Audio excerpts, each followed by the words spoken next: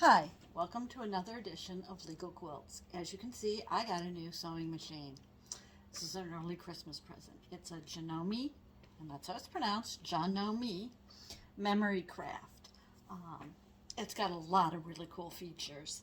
One of the things I really like is it's backlit so you can see what settings you're on. I love my brother. It was great, but it didn't have that backlit. And the other thing is 10 inches of space here. More room to do the free motion quilting or just regular quilting without having to bunch up all the quilt, which led to problems. Let me see. It will automatically cut the thread for you, so no more digging around to try to find the clippers. It's got the speed setting.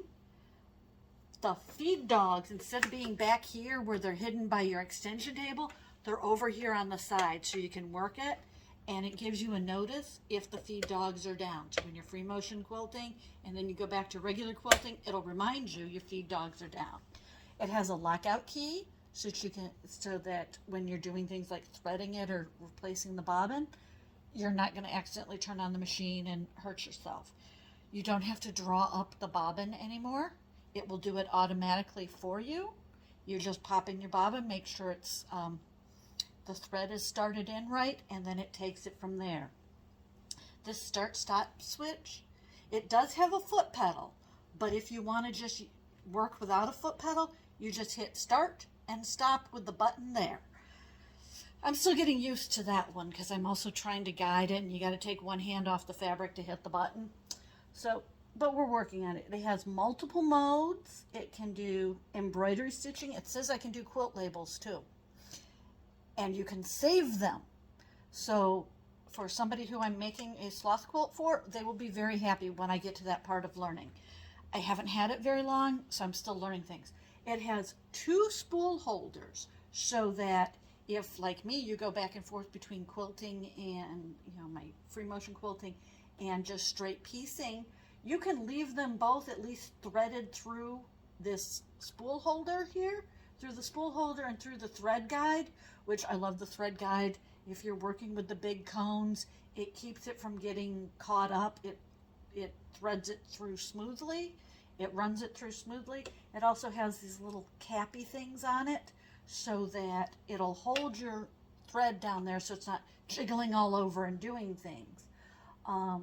So it had all these little, so you can keep 2 of them on here at once. Obviously you can't run them both through the machine at the same time, but at least they're there. That makes it easier to switch back and forth between your modes, especially because this doesn't have a walking foot. You just use your regular stitching if you're doing walking foot or just some straight line quilting, or you have to change it for stippling, which it has the automatic stippling too. You just code it in and it'll do it, although you can't change the size on that one. I don't like that much. It's still a manual turn on the tension, which I like. It does go in reverse. Oh, it's got a lock stitch, so when you start quilting, instead of having to, make sure you just hit the button for a lock stitch. So it's really great, and I like it very much. And to show you how it works, let's turn this around. It's got a very big in the back. You see this little button back here? That's actually your presser foot. Literally, that's how it goes up and down. It's a big old button a big old lever you can't miss. So what I'm going to show you today is the lasagna quilt again. The last time I did the lasagna quilt, I don't have the extension table on this one yet because they're custom made. I just ordered it, so this will be in soon. So I'm going to do this today without the extension table. You never know what it's like until you're doing it without the extension table. But this is pretty simple. I've already got it set up to do the straight stitching. It has a different setting for walking foot than if you're piecing. It's got a special piecing one that literally sets your 1/4 inch for you. Makes life so much easier. So we're going to do the lasagna quilt again, because the last time I did this and I was showing off something, the video got a little messed up and I don't know how to fix it. So we're going to do this again, I'm going to give you a quick summary on how to do a lasagna quilt. Lasagna quilt is quilt as you go. And what you do is you cut your backing the size of the quilt you want, you cut your batting, and you baste those down. I strongly suggest you do this in pieces, in sections, as you're basting down instead of spray basting the whole thing and then trying to lay it on. It turns into an awful mess. So then what you do then is you just get strips of varying sizes. You don't want to have too many, too wide, but you don't want to have too narrow either. So don't go much more than probably 1.5 inch down and 3.5 inch wide, because you want to, because you're quilting as you go, so you want this to, stay, and you don't want big gaps in your quilting, but at the same time, and you want a lot of variety, because what you're doing is sewing your noodles, the strips, onto, just directly on there in a straight line, just like you were layering the noodles in a lasagna. And it's just straight line quilting. I'm using a different color because this is also a great way to use up your, those odd bobbins that you have running around. Yeah, great way to use those up. Okay, odd bobbins, odd bits of fabric. This is a great scrap quilt if you'll remember from Scrap Summer.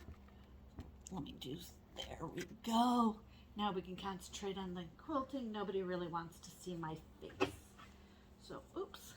Oh yeah, this fits in much better. I like to roll it up because it keeps everything a little neater when you're working, but wow, that's a lot more room than I've used to having. Right? For this, I am going to try, you cannot use, there we go. You cannot, if your walking foot is, if your pedal is plugged in, you can't use the start stop button. So, but it just unplugs that easily. I keep it handy. It's weird not to step on something, but I'm just going to do that. First, I'm going to put a lock stitch in there. I'm going to start. Oops, I'm going a little slow here. Did I hit my feed dogs? Nope. Okay. All right. Let's start quilting. There we go. Oops, that's a little fast. All right. Yeah. I don't like to go that fast when I'm quilting as opposed to when I'm sewing pieces, because I'm trying to match up things and keep it going here. And all you do is you just lay your next noodle right sides together on top of the previous one, and you just sew it down through all 3 layers in a straight line, and you just sew it the whole length. For some reason, I lost my mind and decided that I was going to do a 60 by 61. So it's a lap quilt size. So this is a lot of straight line sewing, and it's going to take, I mean, you do the math on what we're doing here with how many I'm going to need to go across. So you just go straight line down, straight line down. Oops, I'm going to stop again because there we go. My noodle wasn't where I needed it. And you want to make sure everything's nice and flat, but it's a lot easier to do. This would be easier with the extension table supporting it, but it is what it is. Takes time to order one and get it, but they're worth it. And I went to my local quilt shop to do it because then they get credit for it and they get the sale and all of those things. Quite nice. Plus it's an excuse to go to my local quilt store because, I bought fabric while I was there too. All right, and you just keep going.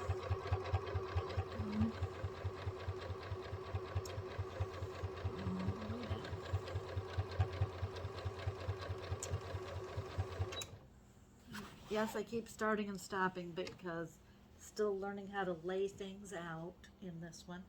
Oops, there's a spare fabric. That'll go in a crumb quilt. Stay tuned for Scrap Summer 2, where we talk about crumb quilts and crumb blocks. I have an idea. But for right now, this is part of Work in Progress Winter, where we're going to finish the lasagna quilt we started. And I appreciate all the people who actually sat through watching that quilt.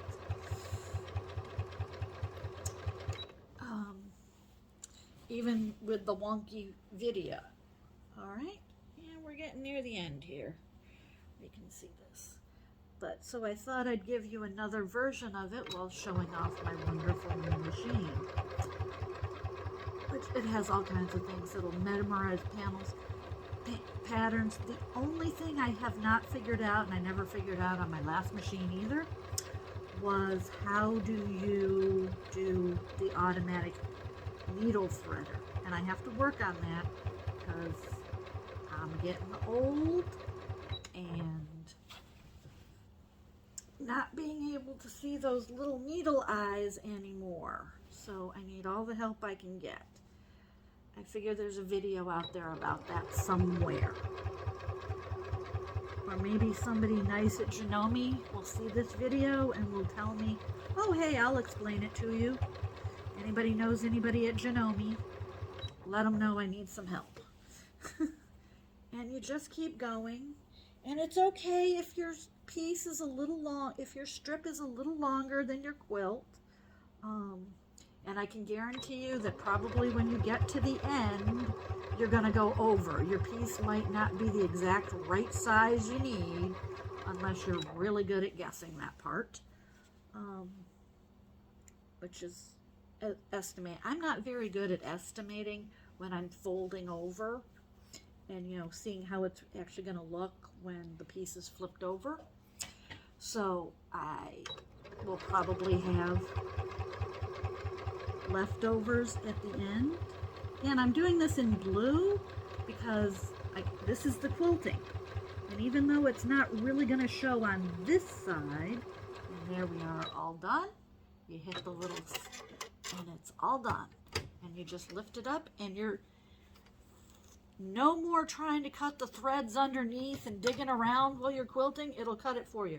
You have to go through and trim them, sure, but it's still a lot easier to just move on to the next step. And so then when you're done, you just flip that over, and you want to alternate sides. You don't want to go all one side. So you do this side, you do that side, you do this side, you do that side. And it's just straight stitching. And then when you're done, as you can see, these go over the edge a bit. As you can see, there's the edge of the quilt and there's fabric. You're just going to square it up when you're done. You're just going to cut it because, like, my batting is over. There's actually the edge of the quilt. So your batting's over. I think I did that on purpose because I wasn't sure how much the batting was going to pull up. So you just square it up when you're done, and that's okay. So that's your lasagna quilt, and that's my new Janome. I'm going to have both the Janome and the Brother listed in the affiliate links below. Remember, I do get a commission from them, but and these are more expensive than I usually have. But I'm going to have the spray base too. But I just wanted to show off my new sewing machine and correct the lasagna quilt, which that's all you do. You just keep sewing rows straight down. Use up your strips of scrap, your scrap strips. Cut strips if you have larger scraps. You know, sew them together to make them long enough. This one is, like I said, 60 inches wide. Fabric isn't 60 inches wide, it's 40, 42. So you got to sew some in there. So I made it creative.